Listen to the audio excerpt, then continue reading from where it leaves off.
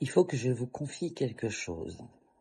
Aujourd'hui, sur TF1, il y avait l'émission 7 à 8 qui retraçait l'histoire de Delphine Jubilard et des aveux de Monsieur Jubilard. Il faut savoir que je parle de Delphine dans mon livre Les gardiens de nos vies qui est sorti l'année dernière, comme je parle d'ailleurs du petit Émile. Et puis, il faut savoir aussi que quand il est passé en jugement, j'avais écrit à une avocate que je connais maintenant depuis quelques années, notamment que j'ai rencontrée lors des colloques pour le droit des femmes contre les violences faites aux femmes. Et j'ai écrit à cette avocate en lui disant il ne faut pas qu'il puisse sortir parce que il est responsable de la mort de Delphine Jubilard. Et cette avocate m'a gentiment répondu en me disant « Ne vous inquiétez pas, Emmanuel n'est pas prêt de sortir ».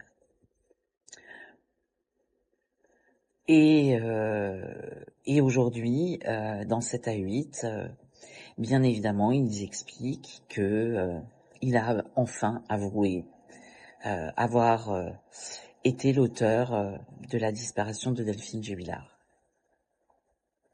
Alors bien évidemment, je ne suis pas surprise. Moi, ça fait des années, enfin depuis qu'on sait que cette jeune femme, jeune maman est partie, que je sais qu'il est coupable, bien évidemment, puisque Delphine est venue me parler. D'ailleurs, Delphine a pleuré plus d'une fois par rapport à ses enfants, parce que ça aussi, je le perçois et je le reçois. Alors, certains qui vont penser que je suis cinglée, passez votre chemin, ok, parce que ma mission de médium, je la prends très au sérieux. Voilà, je suis très sérieuse dans ce que je dis, tout comme je l'ai été pour le petit Émile, mais pour d'autres aussi, dont je parle dans mon livre. Donc voilà, il a enfin avoué ce que je sais depuis le départ,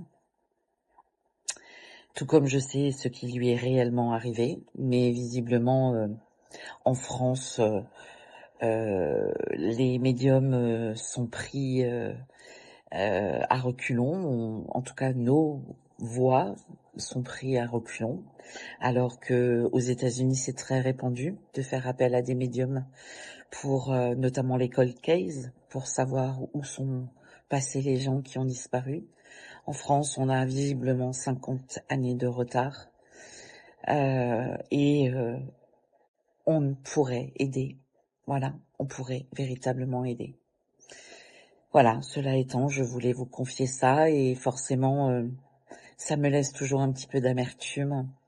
Ça me laisse toujours beaucoup de tristesse parce que il y a des choses que je sais et je ne suis pas forcément écoutée ni entendue. Alors vous me direz, c'est normal, hein. Je suis qui, moi, pour être entendue? Finalement, je suis une personne comme une autre, hein. Je suis juste Emmanuel, voilà. C'est normal que quelque part, on ne fasse pas attention forcément à ce que je dis ou à ce que je sais ou à ce que les anges me transmettent en direct. En même temps, j'ai envie de vous dire, on a plus envie d'écouter un ministre, un député, une sénatrice, parce qu'elle est sénatrice. Allusion au foot. Bah ouais, on a un statut comme ça, donc forcément on est écouté, n'est-ce pas? Bien que, je pense qu'elle s'est mangé un revers, mais c'est vrai qu'on a plus tendance à écouter ces gens-là, et pourtant ces gens-là, ils ont pas plus que moi, pas plus que vous, hein. Ils respirent le même air que moi et que vous. Ils vont aux toilettes comme vous et moi. Ils mangent comme vous et moi. Ils n'ont pas plus de statut que vous et moi. Ils ont peut-être fait plus d'études que vous et moi pour arriver là où ils sont. Mais au final, c'est les mêmes que nous. Ils ont un nez, ils ont des yeux, ils ont une bouche. Voilà, c'est comme ça. Allez, je vous embrasse. Prenez bien soin de vous.